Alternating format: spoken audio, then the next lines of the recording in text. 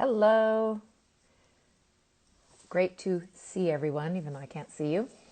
Hope you're enjoying your day wherever you are. It is Thursday, so it's time for Supconnect Live, where we interview interesting people in the world of paddling.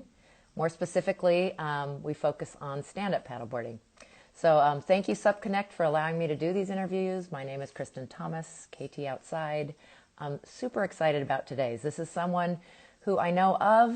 I have for a long time. Actually, we share a sponsor, but have always wanted to know her story, and she's very involved in paddling far before SUP came around. So I might even butcher her name, so I apologize. Anna Levesque of currently of North Carolina. I don't know where she's lived, but I know she has traveled a lot. Started off in kayaking in the water world, but now instructor, retreat leader, author of both blogs, DVDs, a book, and a coach, and of not just all things water, but intrigued to dive into that a little bit more too. So let's see if, I don't know if it's Anna or Anna. I apologize. I should have looked that up in advance. So hopefully we'll have a good connection and get started. You there, Anna?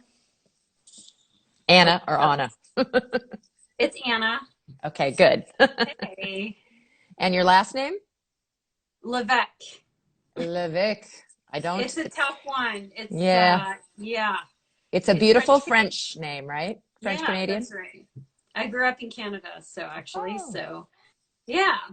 I didn't realize that. Well, we always Yeah. start off, I mean, so much to talk about, but your path kind of with water. And I do remember reading that it kind of started at a rafting camp, I think you were working in, is where you first got hooked on kayaking, right? Yes.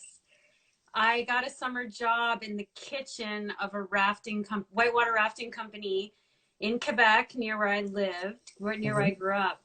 And it was it was not a glamorous job at all, as you can imagine. But I got to go whitewater rafting, and I saw these people in kayaks, and I immediately knew I want to do that. And so I begged people to teach me how to kayak, and that's how I got started in kayaking, really.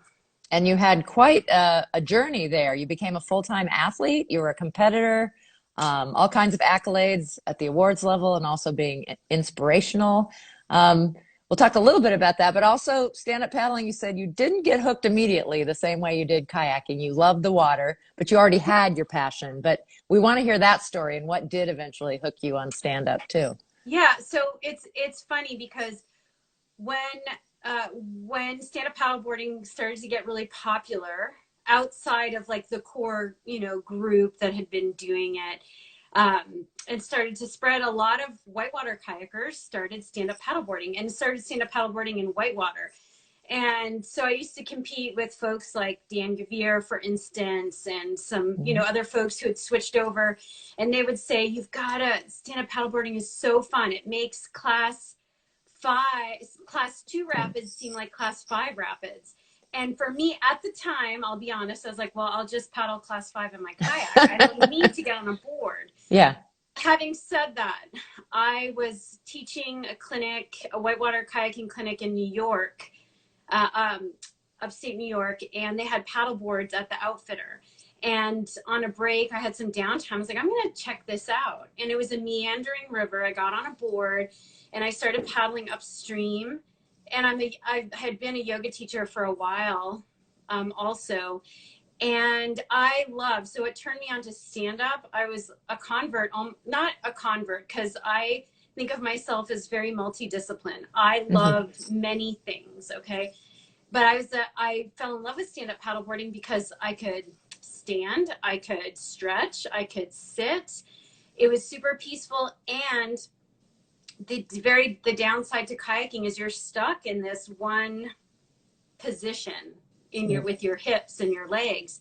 Stand up paddleboarding, in my opinion, is a much better workout, and it can take you to really cool places. So that's what I love about it. Yeah, agreed that it's just such a versatile watercraft and can be used in so many different ways. And here you were already multifaceted. So even before stand up, there was yoga and there was Yeah. whitewater and there was kayak in your life. I avoid politics on this, but I can't help. I feel so lucky that I'm talking to you after big things have happened in the U.S. And yesterday was a landmark. So to be talking to someone who has always been focused on empowering women, on I love that you talk about like I think reigniting or starting the spark, helping people find them. So your coaching is more, it sounds like life coaching. And is that part of retreats maybe too? Yes. It's funny, Kristin, I really resist the term life coaching. Okay. We won't call it that then. No. Well, I think of it as adventure coaching. Okay. So what I do, again, I am multifaceted. I love whitewater kayaking. I love stand-up paddleboarding. But a baseline for health, though, health and wellness and how you feel inside is really important in being able to do the things that we love. And part of what whitewater kayaking, because it does take a lot of courage, right? And so developing, when I say reignite, I like, I'm all about reigniting women's spark for life, is that so many high performing women out there have been so dedicated to their careers and they have done so much and they get to their, 40s, 50s, 60s and realize that they have given up a lot in terms of their health and wellness and adventure in life. And so my coaching encompasses all of that. So the health aspect, the mindset aspect, to have the courage to, it sounds weird, but to have the courage to take care of yourself. And then you've got to have adventure, right? We've got to get outside. The water is so healing, whether it's the ocean or the river or a lake. So, I was reading some of the overview of interview questions and you're talking about, your discipline or your specialty. And I feel like I love, so much of, I try not to pigeonhole myself into a specialty. If it was something, would be instruction, coaching, confidence building. Regardless of your craft. Yeah. Or what venue you like to stand up paddleboard in, Well, your specialty is that you are so multidisciplinary and that you, in terms of the water, in terms of mindbodypaddle.com is your website and your business name, which I think kind of says a lot too, right there, right up front.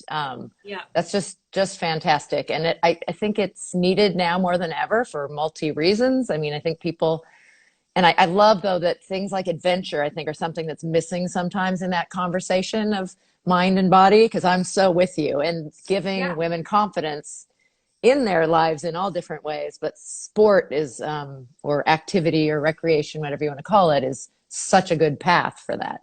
So important. So important. Because I'm an Ayurveda health coach. Ayurveda is the sister science to yoga. It's based in the I'll call it a fact that we are nature. And so getting out in nature and having that adventure, having that connection is not like an add-on or something that we should do once in a while. It's integral to our health and wellness and our mindset. It's a breath. We say breath of fresh air, go get some fresh air. It's like literally, yes. It's breath of fresh air for the whole mind-body piece. Yeah. Well, I'm not sure, you're on the other coast. You're in North Carolina, in a beautiful place from what I hear. One of those places I've wanted to be. I've been in other places in North Carolina. But have you experienced lately, we're seeing this huge, well, we know that all over the U.S. there was this growth, but I know states had different requirements and stuff. But where I live, I have never seen so many hikers and bikers and people getting outside. And I think a lot of times it was whole families for the first time. So that's such a healthy side of this really horrible thing, the pandemic, and we've had death, and I don't want to minimize that at all, but how cool. Oh, is that the dog from our picture? Yes. Do we get to meet him too? Maybe she'll come in. Sorry. Yeah, we're good. Yeah, but did you experience that in North Carolina? Are you seeing a whole new group coming to the outdoors? Yes, absolutely. And I think that that is, like you said, we're going through a very difficult time. And the silver lining is that we're paying more attention to our health and we're getting outside. And yes, there's a river here that runs through Asheville called the French Broad. Mm. And in the summertime, people like to tube on it. And now there's lots of stand-up paddle boards and kayaks. And for myself, I've had, folks come in for one-on-one instruction.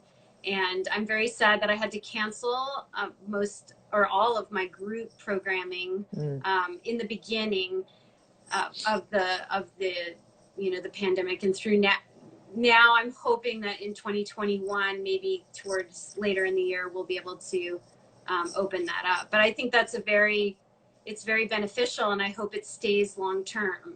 I hope folks have rediscovered, the joy of being out on the water. Yeah, absolutely.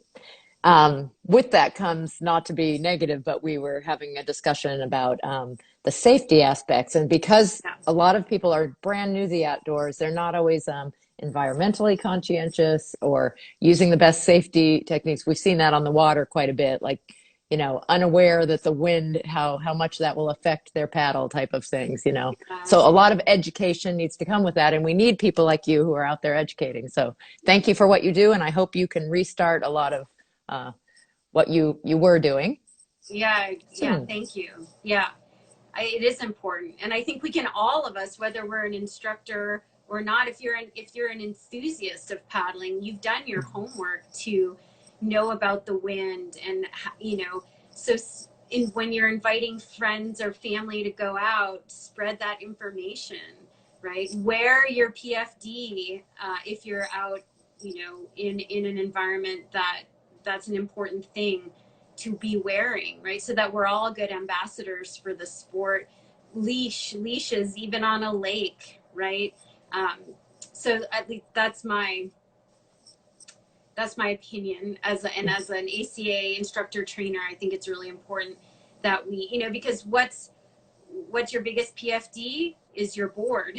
So when you have your leash on in someone who's inexperienced and might not be the best swimmer, and they're new, if they have that leash on, that is a big safety precaution. It can be very helpful. So absolutely. Yeah. With you on that, especially because we have so many new people, utmost in safety. So both of those items are, I think, essential to a safe trip out there. So you got hooked kind of from finding it was, that's interesting that you could use your body in a lot of different ways on stand-up versus kayak. And again, kayaking, I'm sure, is very strong passion still. I know you are an ACA instructor and for both, right? And a bunch of different levels and things. Yes. And yoga that's a certification now in ACA, or they're working on it?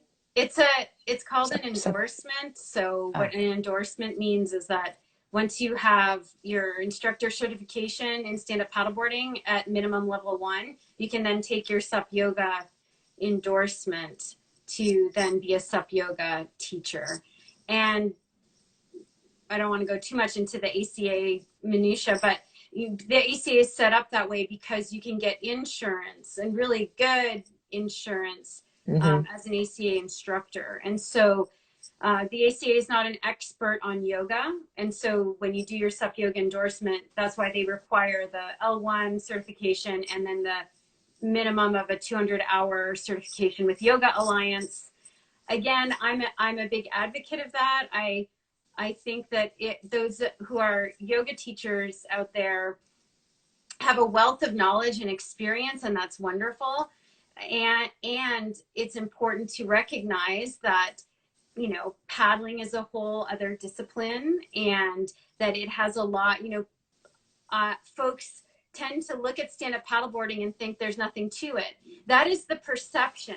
And your safety, what you mentioned about safety, that I think can be, it's an advantage in the sense that people really see themselves being able to do it, so it's accessible. The disadvantage is that folks don't give it the respect that it needs or deserves, and can get themselves into trouble. And the same thing with Sup Yoga. I encourage yoga teachers that, of course, they're wonderful and experienced yoga teachers to be open to learning how to paddle and how to paddle proficiently, and learning class management on water is different. In a studio, you can turn up the heat, you can turn it down, you can control your environment, but you can't control whether the wind picks up during your class, or whether a boat comes too close, or what venue you're in. So anchors and all kinds of things. Absolutely. exactly. With you. And I remember talking to one and, just about, would you be able to rescue someone if they, no matter what the conditions are, what if they had a heart attack while you're there on board? Do you know how to anyway, there's, Yep, it's absolutely. so essential. Anything to do with water needs that safety aspect. And that's been a very interesting one, the sup yoga, and it's such a beautiful thing that it's bringing people to water for the first time who have yoga practices, whether they're students or teachers, but there's sometimes not enough knowledge, information, and safety, conscientiousness. That's too much, a big word.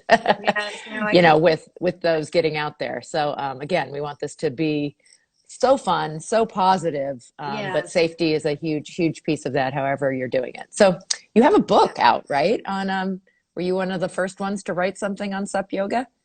Okay, so my book is called Yoga for Paddling, and it's actually paddling. Yeah. So is it more on land? It is. It's yoga for paddlers, and that's I'm passionate about that, because I've seen paddlers who are paddle and they're really proficient. They paddle for many years, and then their backs start to hurt and their hips, and they have problems. And I think that in the US, people spend over $100 billion a year on trying to mitigate low back pain, when almost all of it is preventable, right?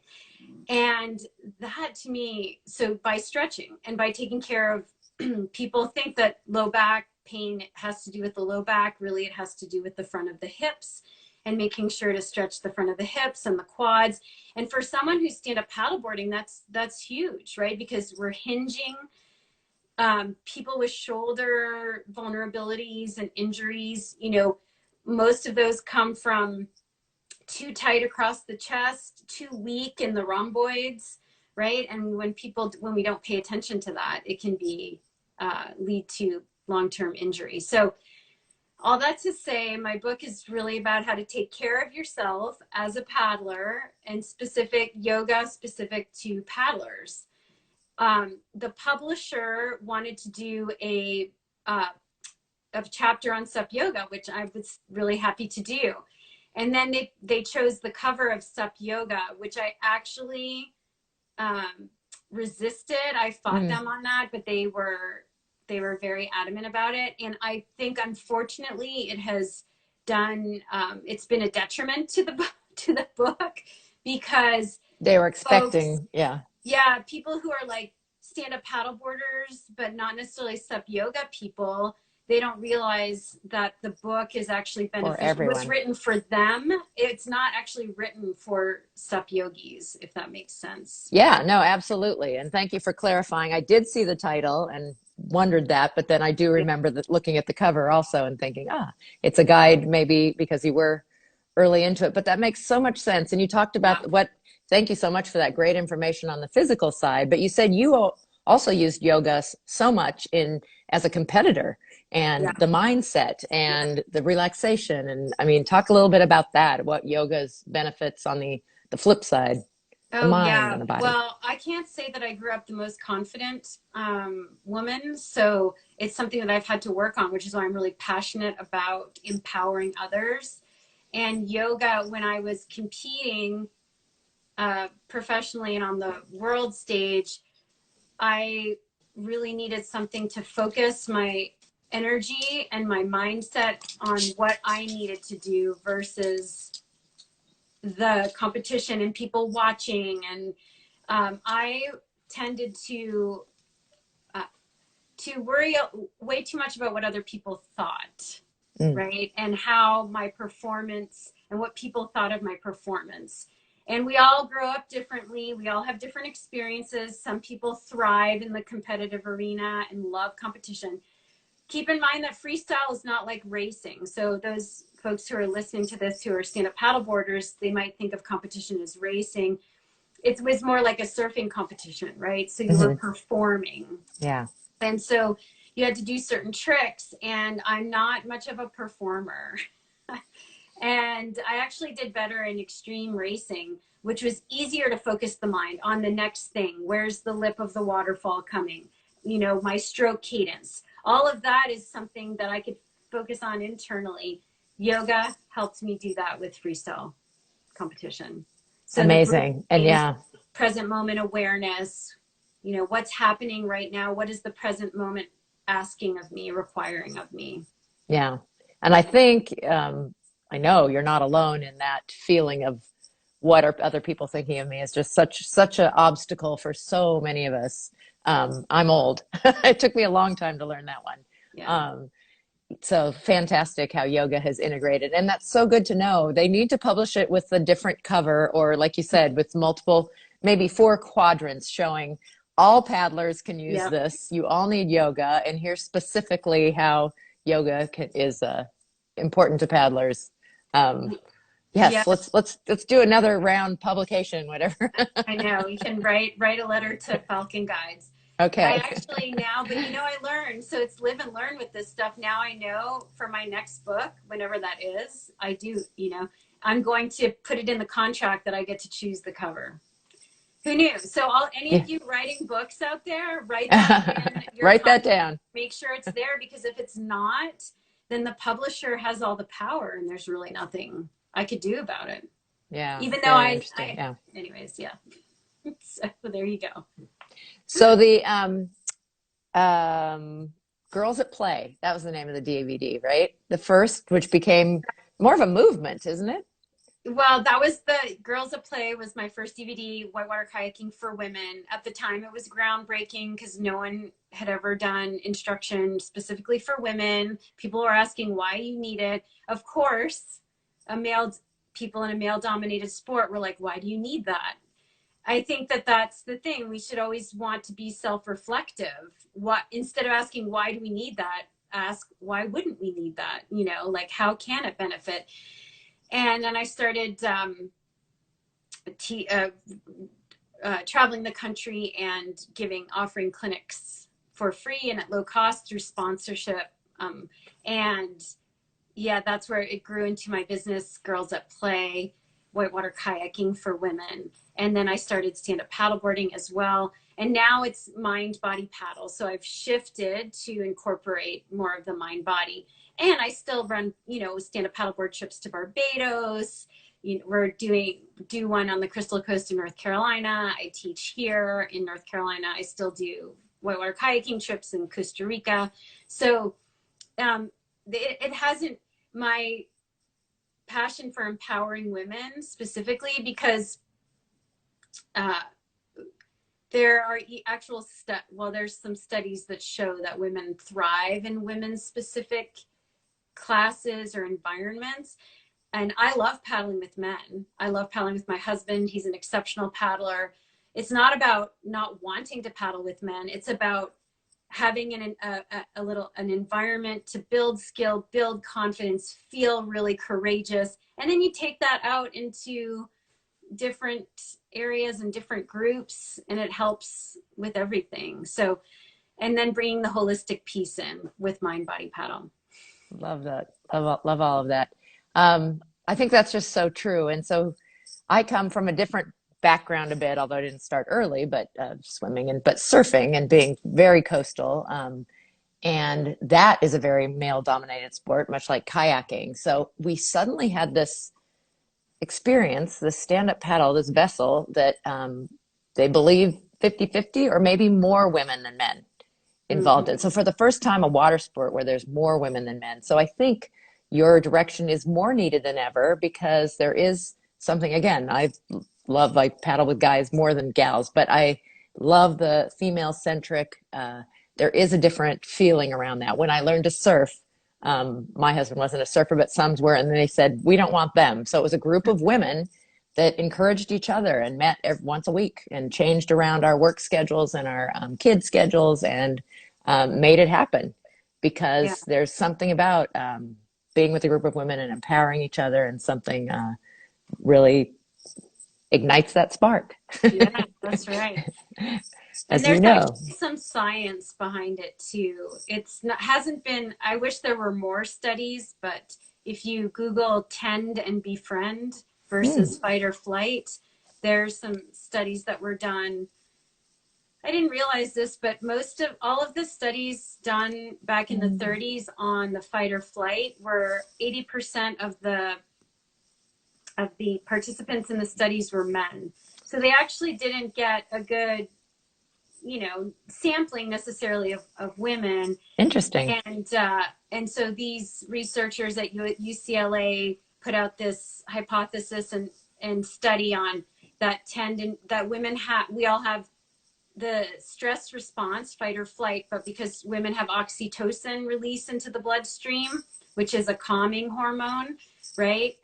That our fight or flight is actually suppressed. And instead of fight or flight, it's tend and befriend. And what's tending is because Interesting. you Yeah. have offspring, and I don't have children, so you don't have to have children to Hmm. experience this. This is an evolutionary thing. But what struck me was the befriend part, where women throughout evolution being together in a group provided more protection, right?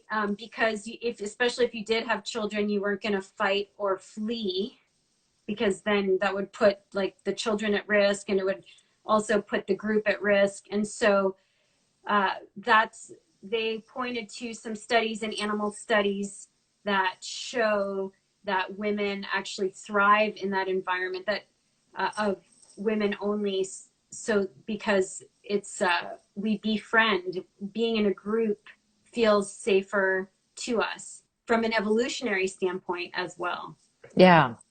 So that's wonderful. And I've done a little co-guiding, not as much guiding as you have, but I've done some with Aaron O'Malley. Some have been all Yeah. women, and it really is a different. And it's the guys then will say who want to go on this great camping trip, along the Colorado River. Well, when is ours? And it's like we have both. We Yeah. offer that to you too, but it is an important and different. And I'm glad that you are really focused on that. It's Yeah. fantastic.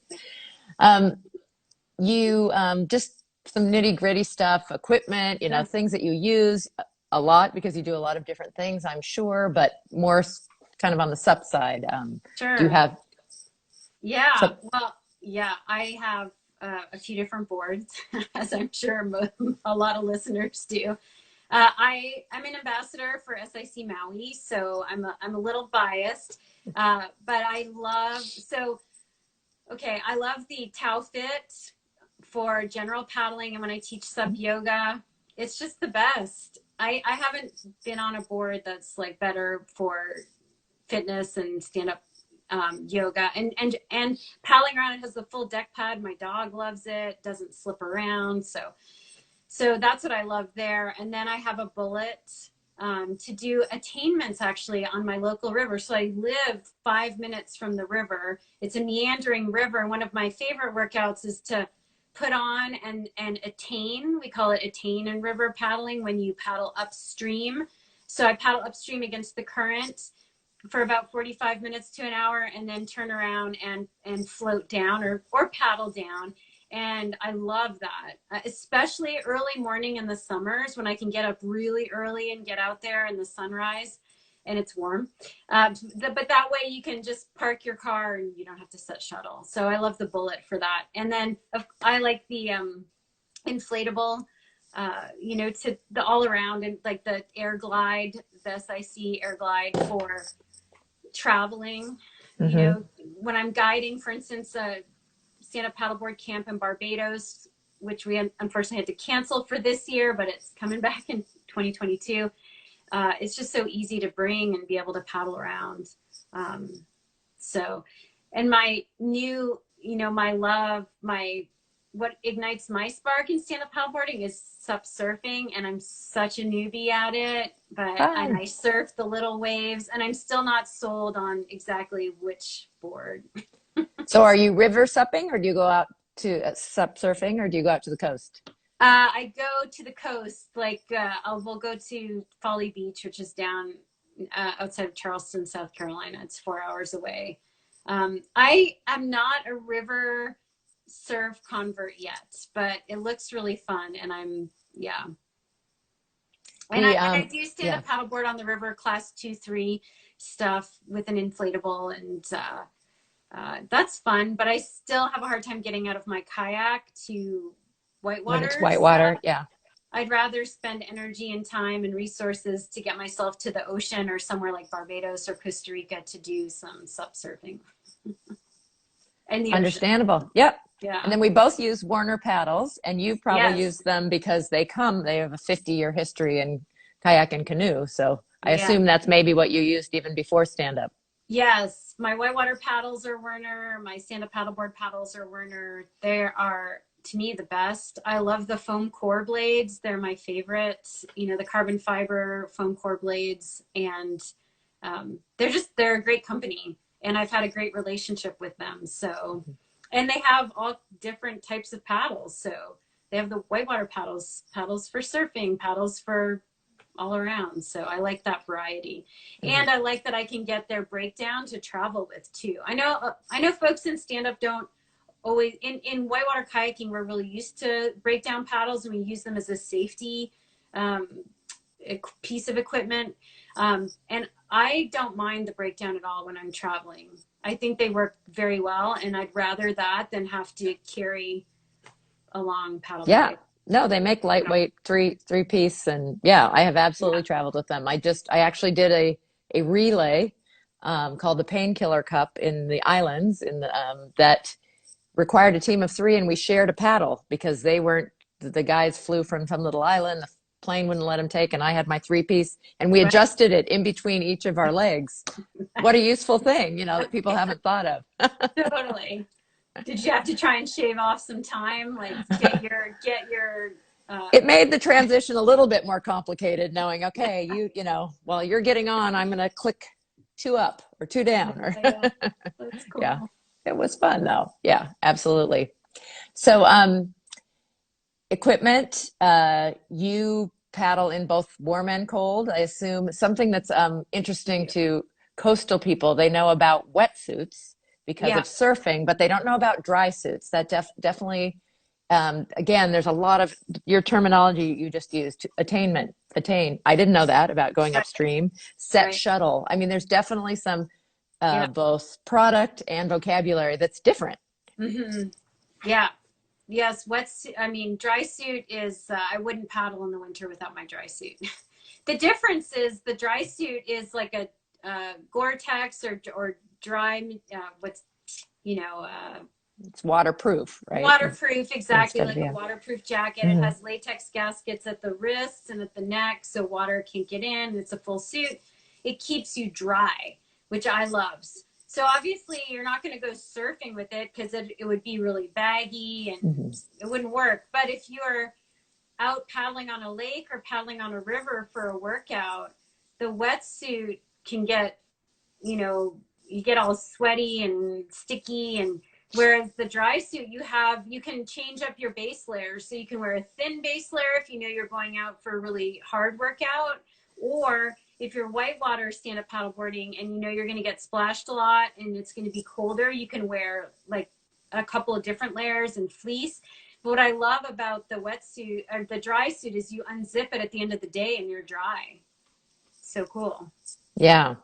And you work with, do you work with NRS or Coquetet or something like that? NRS, yeah. Yeah. And they make clothing along that line, don't they? Yeah, they have dry suits. They have dry tops. They have it all actually, which is why I really like NRS. Yeah.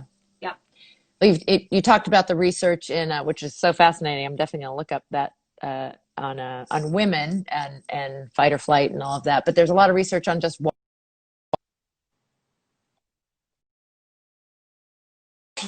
somebody called.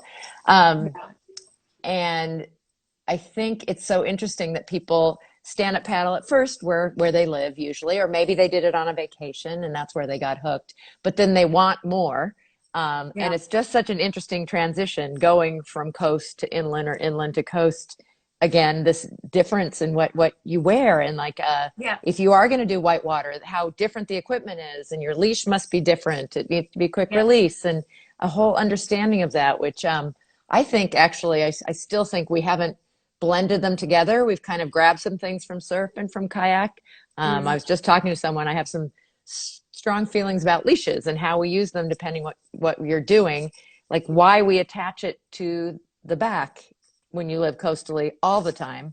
For surfing, that is where you need to put it, but I'm Yeah. racing and I get up in the middle of my board when I get back on a board if I fall during a race.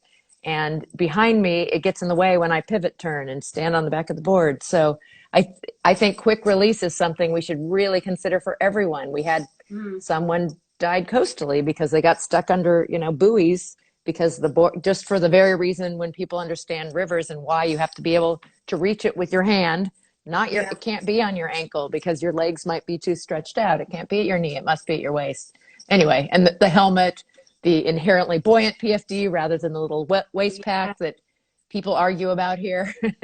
Right. Because they come from surfing where you don't wear that. Yeah. I think that it's, go ahead. I was just going to say, lots of good conversations to be had, and you do multiple things. Yeah, absolutely. And I think it's important to keep an open mind, and to, I think that could be good for all of us in general in our lives. But you can be passionate about a specific discipline in stand-up paddleboarding, and also, again, ask good questions. If we're stuck in this is how it's always been, and therefore it should always be this way, then where's the innovation in the sport? Innovators don't think that way. Innovators ask interesting questions. They try different things. And so I think that it is important to have these conversations with an open mind. And also, stand-up paddleboarding is interesting because someone like me who came from kayaking, when I got on a board, I was very proficient with the paddle strokes, like all the draws and, moving myself around. When it came to walking on the board and pivot turns, that was my as new. Right. And then it's the opposite when surfers come to paddling. They're like, what is this? If they haven't actually paddled a lot. And I think that keeping an open mind for discovery is, talking about igniting our spark for life. When we get to tunnel vision, this is how it has to be, then it takes the joy out of it. And if we want the sport to grow, the reality is we want to reach folks in the middle of the country that aren't coastal and don't have whitewater, and it's important to speak to all of that. It's important to do your thing and do your passion and keep an open mind. Well, that's great life advice. I know you don't want to call yourself a life coach, but that right there, like you said, it applies to what we're talking about in paddling, but it's bigger than that. Yeah. So true. So true. I've people who shame like a picture that doesn't have a PFD in it. I try to explain most countries besides the US actually don't have that as a requirement. They might not even know about it or it be offered, or they have a leash or a leg rope, they call it in Australia. That's their requirement. So they don't feel like they're being unsafe. So putting what on their situation isn't fair. Right. And shaming is not an effective way of changing behavior anyways. Right. Hopefully we learned that the last 4 years. Yeah, no, really. Okay. You can be concerned for someone for sure if you see them, and we want, like you mentioned, we want folks to be safe. We want people to enjoy this sport, and more and more people are coming to this sport. So it's important to communicate safety. You can do that without shaming and without, because if we're shaming people, why would they want to stand up paddleboard again if they're like, wow. Agreed. Yeah. Sucked. And trying to kindly tell the new people that if they turn their paddle around, it's going to work a little better. Right. Yeah. Instead of making them feel bad about it. Yeah, totally. Because they don't know. Why should they know? Yeah. Well, hopefully they took a lesson with you, but that's not happening as much right now for Right. multiple reasons. Yes. Yeah. Well, so I've had instructor candidates who have surf experience in my instructor courses who would turn the paddle around. So that's the other thing, is to be that humility, that humbleness, right? I think of myself even as an instructor trainer educator. I'm a student first. I still have so much to learn, right? We all And do, yeah. and we can all fall back into that, like, I know best. So I think it's important that we stay vigilant. But just because I have so much experience doesn't mean I'm not going to make mistakes or having to learn. And I also have witnessed that mindset. And it's important to recognize that that comes from fear, and like the fear of looking bad and wanting to look good. And there's so much that goes into it, which is why I love to tackle mindset as well. Wonderful. Yeah. Well, let's talk a little bit more about your journey. You've traveled all over through kayak, so and stand up. I'm too, and you talked about the retreats that you lead. What are some of your favorite places that you've been? Maybe some aspirational. Where do you want to go that you haven't been? Yeah, my favorite place to paddleboard now is Barbados. I love Barbados. I hadn't never been to the Caribbean before 2 years ago, and now I'm hooked. It has surfing, it has amazing blue water. It's just, the people are awesome. I love it. And aspirational, I would like to go to, well, I think someplace like Bali, to surf, or Indonesia would be, aspirational for me. I'm a really newbie surfer, so, but anywhere where there's really blue water and friendly surf and a friendly lineup. That's important too, isn't it? And surfing. Yeah. Yeah. And the other Would, place I want to go Mhm. to is India.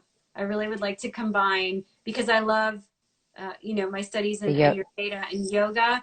And Hmm. Northern India has some amazing rivers. And I think they have some multi-day trips. And I love to combine. That's where I love to do some river stand-up paddling and some kayaking combined. So Yeah. I'd like that a lot. Like the headwaters of the Ganges. I don't know if you've ever seen photos of them, but it's beautiful. So Yeah. There was I think it was Bhutan. The WSA in England has been leading trips there, and they were the first to stand up paddle there. Another amazing looking place, but yes. lucky to have. I think we're both feel lucky to have been so many places already. Yeah. So a lot of your things are themes throughout the yoga and the love of water. But has your approach changed, or have things changed over? I don't know how many years you've been paddling. A couple. I've been paddling 27 years Wow. total. Yeah. So I've been on the water a long time. Yeah, my approach has changed, because in the beginning it was all about, like, it was so new and fun and ticking off rivers and difficulty and getting better and better and better. So now my aspirations for paddling are no longer to like run a certain river because of the difficulty, whether it's on a board or in a kayak, or like to surf the biggest wave, because, but it's to be the best that I can be, with my experience level and my abilities. And so in whitewater kayaking, and to have fun, to really be in the present moment, have fun and connect with nature, and have a pure experience of joy. And so in whitewater kayaking, what that requires of me right now is, work on the mental side, more so than the skills side, to keep my skills up. And on the stand-up paddleboard side, it is really following my passion to get more in the surf, and again on the mental side, yeah, being adventurous in travel as well. And I love teaching. And again, the stand-up paddleboard camps where women come and we do a retreat for a week, that's pure joy. So sharing that knowledge with others. So yeah, my approach has shifted from one of like achievement, in competition and achievement as far as goals, to pure joy. and like, how blessed am I to do this? And I'm going to share it and be the best that I can be. So. Wow. Love that. That's fantastic. And what a journey you've had. 27 years on the water. That's awesome. I mean, I feel like an old timer having been stand-up paddled for 11 or 12 years, because it hasn't been around as long. But Right. wow, thrilled to get to know you better. So much fun. Anything else you want to share? Mindbodypaddle.com is probably the best place to find out about all the many things that you're in, the retreats and the instruction and the coaching and your history. Is that a place to buy the book too? Or is it still out there, or is Amazon? Amazon is like, it's still definitely still out there. I have copies. If people listening, if they go and they look the book up and they want a signed copy, they can contact me. I'd be happy to do that.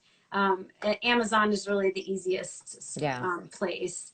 And I don't remember if I mentioned them. You have a blog. You've been published in all kinds of different magazines and stuff, but I think on your website it kind of has links to that also. Yes. So, okay. Well, we will be sure to post that. We have a little Facebook group, #Supconnect Live discussions, where if there's any pictures or anything, I think I might have to steal a Barbados picture off of your website after talking about that blue water. I'm going to be dreaming about it. Yes, me too. Fantastic. Thanks, Kristin. It's really great to talk with you and chat with you and get to know you. So it's fun, and I hope I get to paddle with you. Yes. I was just going to say, you need to come out and surf at San Onofre. No, I do. I'm really intimidated, to be honest, by the thought of surfing in California. Because, no, don't be. No. San Onofre is a friendly spot. They actually relegate us to a certain area, which I have a bit of a beef with. On the other hand, it's wonderful because it's a really friendly part of surfing. You don't have to worry about that lineup stuff because they're over there. Awesome. Great. Well, take care of yourself. Thank you. I'm with you in hoping good things on a lot of levels, including that we get through the pandemic soon and you can start your trips up again and get more coaching and instruction directly, and great wishes for all those of you who are new to stand-up paddling. We're glad to have you. Yes. Do it in a safe way and have a great time. And just for our world, and I'm feeling optimistic today about lots of things. Absolutely.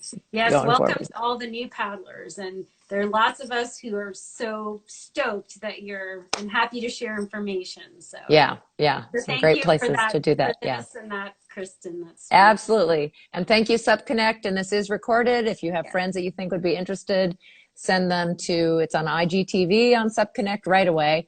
And then it will be on YouTube, both on the Supconnect channel and on KT Outside, probably by tomorrow. Okay? Take care. Thank you. Take care. Thank you. Bye.